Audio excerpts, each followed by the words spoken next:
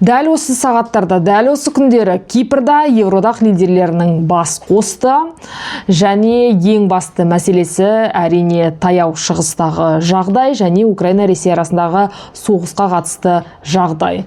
Урсула фон дер Ляйен бұл Кипрда жүрген Зеленскийға әрине қарап, біз саған берген уәдемізді орындадық деді. Оның ішінде айтып отырғаны әрине ең негізгі ақша мәселесі 90 миллиард евро көлеміндегі несиені айтып отыр. Енді несие деп айтқанымыз Украинаға осы қаржы өте қажет, өйткені өзінің әуе қорғаныс жүйесі бар, өйткені зымыран, Ресей жіберіп жатқан дрондардың бәрін Украина қағып алмаған жағдайда әрине Украина онда Газаға айналатыны әбден анық.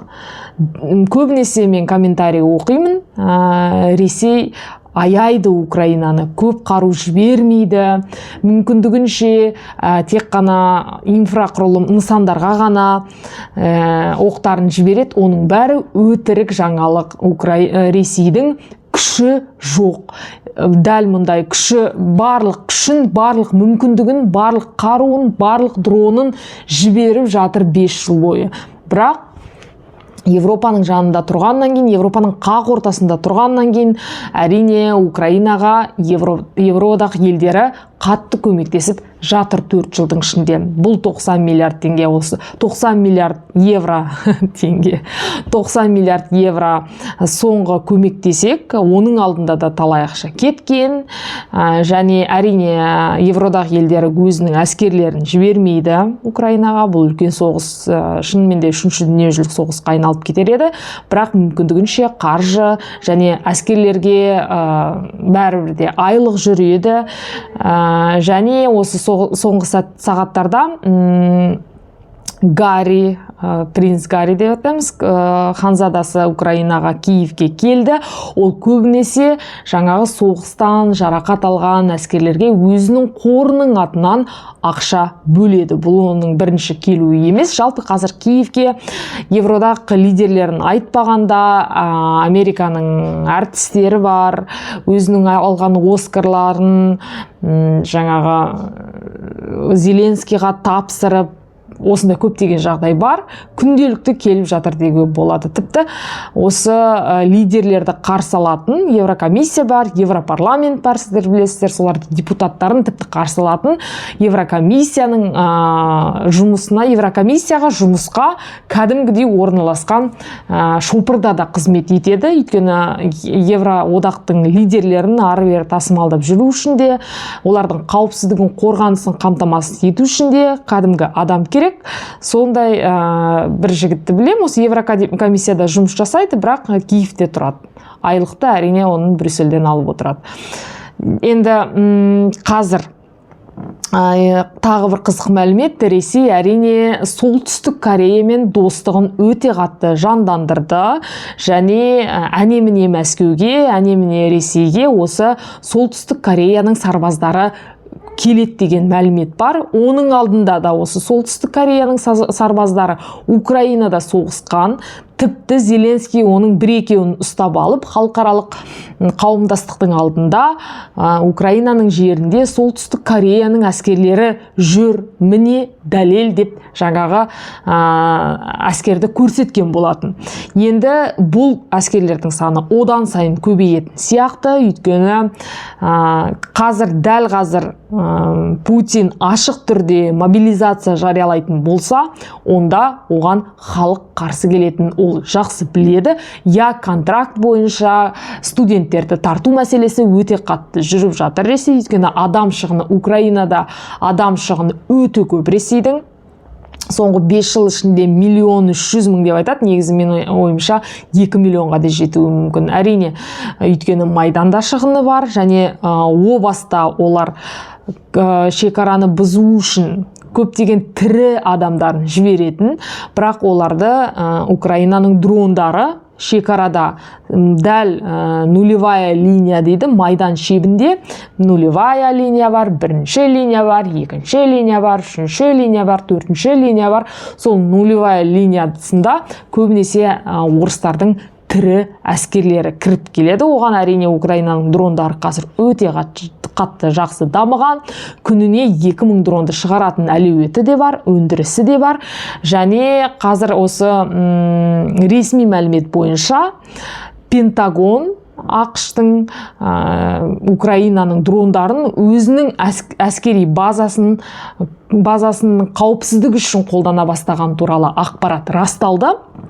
Өйткені таяу шығыстағы елдерде ақштың әскери базалары өте көп, және оны Иран, ақш, Израиль арасында соғыс басталған кезде Иран тарапы ең алдымен осы ақштың базаларына қарай дрондарды, шахет деп аталатын дрондарды қарша боратқанын тағы білесіздер. Ал шахет дрондарын Украина 5 саусағындай біледі. 5 жыл бойы осы шахет дрондарымен алысып келгені тағы бар. Әрине бұл мәселені Зеленский жақсы қолданып жіберді деп ойлаймын. Өйткені оны білесіздер, Сауд Арабиясына барды, Қатарға да барды, тіпті Сирияға да барды. Әрине ол құр барған жоқ. Осы дрондарын болғанда тікелей Украинаның дрондары емес, сол шахет дронын ұстап алатын дрондар, яғни дрон мен дрон соғысады ғой, соны әрине сатуға барынша тырысты, сатты да.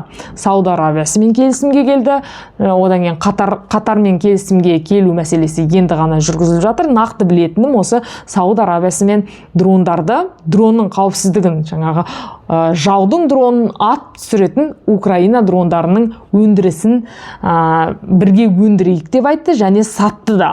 Енді қызық, Пентагон мысалы аты әйгілі ақштың осы әскери базасын енді Украинаның дрондары қорғауы мүмкін екен. Бірақ Ресейде қалып қарап отырған жоқ. Солтүстік Кореямен екеуі де ортақ проблемасы бір. Әлемнен оқшауланған, көптеген санкцияларға ілінген, мүмкіндігінше интернетті қоспауға тырысады, өзінің халқын сыртқы жау, батыстағы жау деп ұстауға тырысады. Сондықтан олардың әңгімелері өте көп, ортақ және ортақ шекарасы да бар. 15-18 шақырым километр, ондай үлкен емес. Туман деп аталатын өзен бар. Сол өзеннің үстінде үлкен көпір аяқталуы жақын, сондықтан да енді екі ел одан әрі байланысты нығайтуы мүмкін. Тіпті Солтүстік Корея өзінің әскерлерін одан да көп арттырып, осы Украинаның жеріне жіберуі әбден мүмкін. Бұл Солтүстік Кореяға не береді? Әрине, олар бәрі соғысқа өте дайын мемлекет болғанымен, шынымен де нақты практика ол соғыс кезінде ғана келетіні анық, және солайда. Өйткені сен мың жерден қару жаса, 1000 жерден күнделікті атпа, бірақ сен оны қарудың қалай жұмыс жасайтын әскерлердің мүмкіндігінше тәжірибесін білмейсің соғысқа қатыспағанша. Қазір Солтүстік Корея, ойлаймын, Ресеймен өте қатты жақындаса береді ары қарай. Өйткені оларға тек қана қару ғана емес, сол қаруды ұстай алатын әскерлердің де үлкен базасы жинақталғаны өте маңызды. Сондықтан да Путин 1000 әскер бер десе де, 2000 әскер бер десе де, әрине мен ойлаймын, Солтүстік Кореяның басшысы оған міндетті түрде осы әскерлердің бәрін беретін сияқты. Айтып тұрғанымдай тәжірибе және тағы тәжірибе. Енді Иран, Израиль, ақш арасындағы соғысқа келетін болсақ, атысты тоқтату туралы келісім қазір Трамп созды 26 сәуірге дейін. 26 сәуір деген ол осы жексенбі.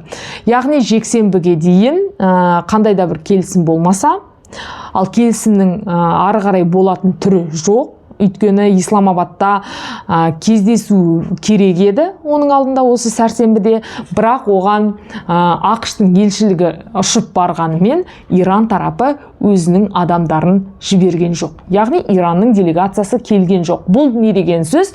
Иран ақштың ешқандай да қойып отырған талабына көнбейді. Оны бірнеше рет айтты. Олар байытылған уран қорында бергісі жоқ, және айтып отырғандай ядролық бағдарламасын 20 жылға тағы артқа шегере алмайды. Өйткені жалпы осы Исламабадқа ұшып келген Иранның делегациясы ол жаңағы парламент спикері Галибаф деген, одан кейін Аракчи деген сыртқы істер министрі, және осы екі адам, бірақ бұлар негізі шешпейді. Бұны Ирандағы барлық мәселені осы ислам революциясының сақшылары деп айтады, яғни КСИР, ислам революциясының сақшылары негізгі мәселені шешетін тек солар ғана. Бірақ жаңағы оған парламент спикері барса да, сыртқы істер министрлігі барса да, олар ештеңке айта алмайды. Оларды көндірме негізгі мәселені бәрібірде ислам революциясының сақшылары деген үлкен әскери компания қазір басқарып отыр. Иранның биліктері бір-бірінен қырпшақ, бір-бірімен келіспейді, бір-бірінің сөздерін тыңдамайды, ішінде алауыздық бар деп Израиль тарапы айтып жатқанымен, әрине КСИР оны бәрін шешетін. Және осы ислам революциясының сақшылары ешқандай да келісімге келмейтін сияқты. Тасним деп айталатын ақпараттық агенттік Иран тарапы әрі қарай соғысты жалғастыруға дайын деді. Қазір Ормұз бұғазының маңында да түрлі жағдай болып жатыр. Ең алдымен әрине екі блокада бар. Оның біріншісі Иран.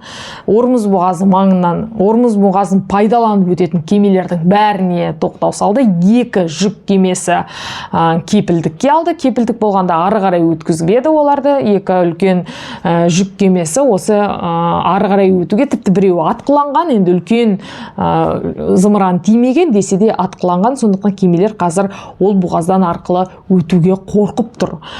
Өте де алмайды. Және алаяқтық бойынша мәселені мен сіздерге алдыңғы шығарылымда айтқан едім. Тіпті осы демарада қызмет ететін алаяқтар тіпті осы теңізді пайдаланып өтетін кемелердің капитанынан, яғни кемелердің басшыларынан да үлкен ақша алып алғанға ұқсайды. Шын мәнінде енді екі теңіз блокадасы деп отырғаным, әрине ақш тарапы да Ираннан кемелерін мүмкіндігінше не шығармай, не кіргізбей, әрине бұғаздағы жағдай өте қиын.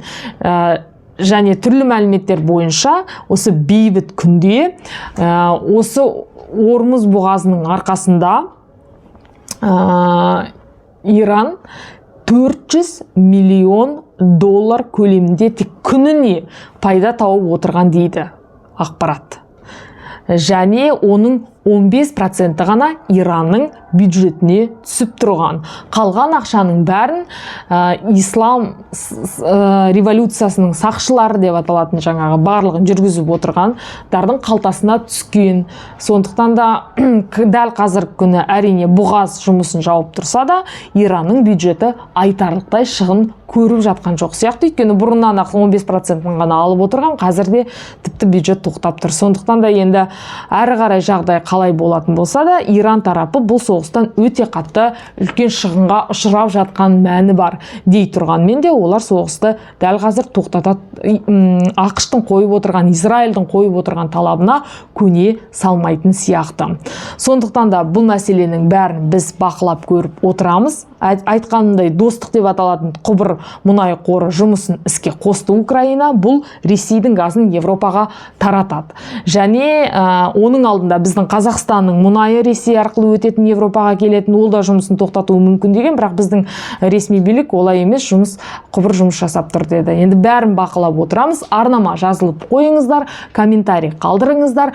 Қазақ тілді, ана тілді ақпараттың алға жылжуына көмектесіңіздер. Ал мен келесі кездескенше деймін.